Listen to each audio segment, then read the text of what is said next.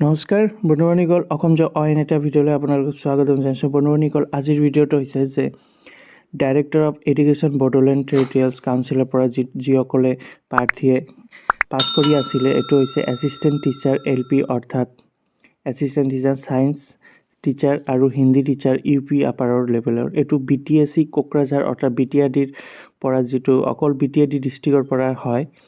Apply online process হ'ব। যিসকলে পাছ কৰি আছিলে সিহঁতৰ কাৰণে এইটো এছিষ্টেণ্ট টিচাৰ LP আৰু এছিষ্টেণ্ট টিচাৰ UP।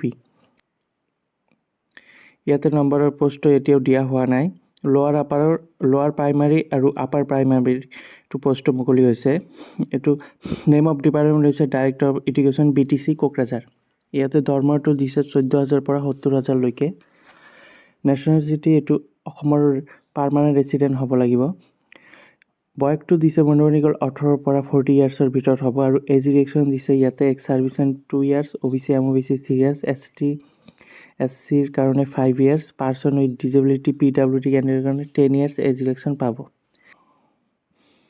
মিডিয়াম আৰু ইনষ্ট্ৰাকশ্যন দিছে ইয়াতে A-TET আৰু C-TET আৰু BTC TET যিটো আছে সিহঁতে আবেদন কৰিব পাৰিব।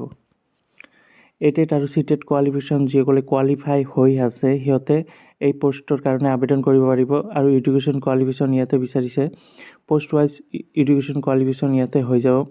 এছিষ্টেণ্ট টিচাৰ যিটো LP কোৱালিফিকেশ্যন হাই ছেকেণ্ডেৰী 50% লাগিব আৰু 2 ইয়াৰ ডিপ্ল'মা যিটো এলিমেণ্টেৰী এডুকেশ্যন যিটো DLED বুলি কোৱা হয় আৰু এছিষ্টেণ্ট টিচাৰৰ আপাৰ প্ৰাইমাৰীৰ কাৰণে গ্ৰেজুৱেশ্যন লাগিব আৰু 2 ইয়াৰ DED যিটো ডিগ্ৰী 2 ইয়াৰ BEd আৰু DED যিটো এলিমেণ্টেৰী এডুকেশ্যন সেইটো লাগিব আৰু ছায়েন্স টিচাৰৰ কাৰণে BSc লাগিব আৰু 2 বছৰৰ BEd DEDৰ কাৰণে।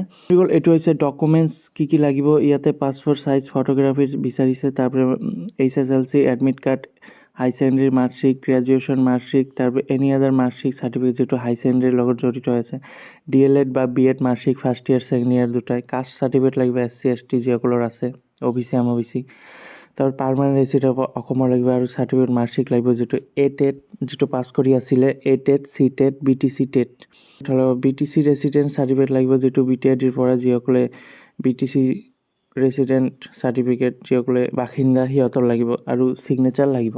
এই ভিডিঅ'টো হৈছে যিসকলে পাছ কৰি আছিলে সিহঁতে A-TET C-TETৰ যিসকলে পাছ কৰি আছিলে কেণ্ডিডেটে সিহঁতে LP UPত আবেদন কৰিব পাৰিব।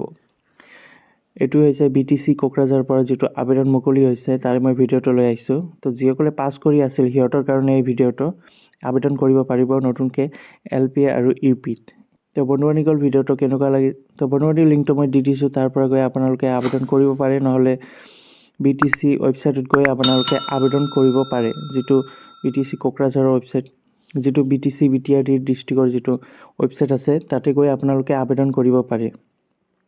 তো আজিৰ ভিডিঅ'টো এইখিনিয়ে বন্ধুবান্ধৱীসকল, নেক্সট আকৌ ভিডিঅ' লৈ আহিম।